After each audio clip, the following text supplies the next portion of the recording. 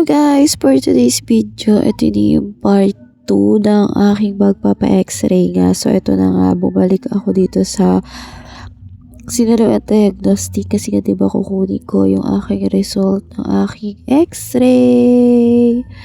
So, ito sa taas ko siya kukunin at ang pinagawa ko nga is basta may pinagawa ako dyan. Apiko. So, hindi ko alam kung ano ibig sabihin yan. So, yun yung pinagawa sa akin sa center namin kasi nga hindi masyadong maano yung result. Ayan, supplemental study. So, ayan yung lumabas sa aking density na right upper lobe. Tapos, basta yan, may glomeroma ba? Hindi ko alam. So, ito yung sabi ni Ate Lisette.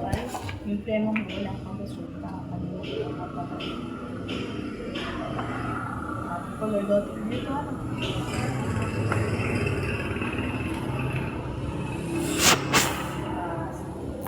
Hintayin na lang natin yung resulta ng premo. Yan yung papakita ko din dito. Kaso wala pa yung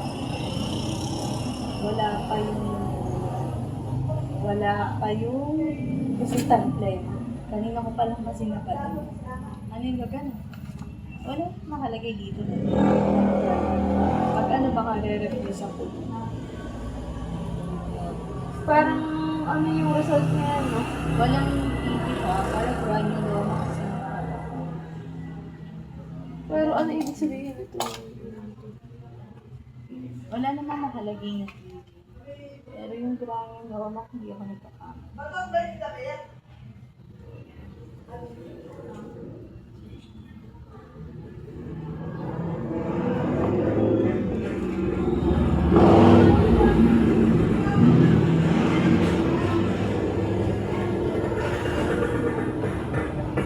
may infection ka.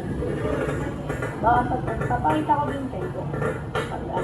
Pagkakama ko sa mask kasi siya. Parang mask. Hindi na nakalagay dito. Mask. Parang dito nag-patient. Pag papakita ko na lang din dito. Ano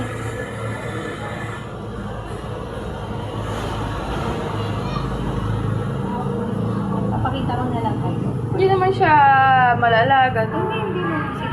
Si Doc naman yung pagkaan. Papakita ko. Kaya lang, sa'yo muna, calcified densities. Si Doc naman yung magkaan. Sabi, kasi yung isang ganito, parang pinagawa na. Hindi naman, parang nagpa-antibiotic siya. So, parang dito, wala ko. Kumbaga, maliban na kung i-refer na. Pag sinabi ko, i-refer sa. Yung granuloma kasi, hindi ako ganun ka-short. Parang kasing mga mass siya or parang pupulot ganun. Pero pwede kasi ang nag-form sa kanya ay gawa infection. Yung mycobacterial infection. Yun. Pero huwag kang mag-isip. Hindi kasi na ako ba, may bukol eh. Kasi sinerch ko na rin kanina. Yung granuloma is vocal there. Tapos nagkakos ng ano. Sabi ko, ba't magkakaganon ako? Ang nararamdaman ko lang po kasi diba, lagi ako nagkakaroon ng acid reflux. So, Tapos may pag kulano anong ako. sabihin ni Doc, kung ano man yun. Or kaya kung gusto mo, pulmonologist yung Saan naman po kayo po? ang meron kasi pulmonologist, dun din sa Sinalo at Diagnostic, si Dr. Rabotero. Kung gusto mo lang ipatingin, pero yung abi ko, chest kasi ito, sa pulmonary siya. So, siya yung masasabi. Kaso baka hingan ka din na gym expert. So, hintayin mo na rin. So, Ayun po. ano yung resulta ng phlegm. Kasi pag sa resulta ng phlegm at ikaw ay positive sputum, kahit ang x-ray ay negative, magkagamot na tayo kasi positive sputum. Yun yung basihan natin. Opo. Pero pag negative si gym expert, tas ito ay nare-refer ko kayo kung ano sabihin ko. Pero kung gusto mo na mas espesyalista sa pulmonologist ka pupunta. Kasi espesyalista talaga sila sa Opo. baga. Ano yung lugar? Pero ito, sa ngayon, ayokong hawakan muna kasi napakadami ko ng papel dito. Sige. Ay, baka yun ang resulta. Ay, baka bukas pa ako sa kasi kanina ko lang kaya wala nang slide rin. Hindi, retest ko na lang po siya. Balikan lang. Personal ko ng personal kong na lang kanina kasi walang style. Eh di Webes ng umaga, ano ba? Magkano po kaya ang pakakasol ng sa ano Sa wala video ko.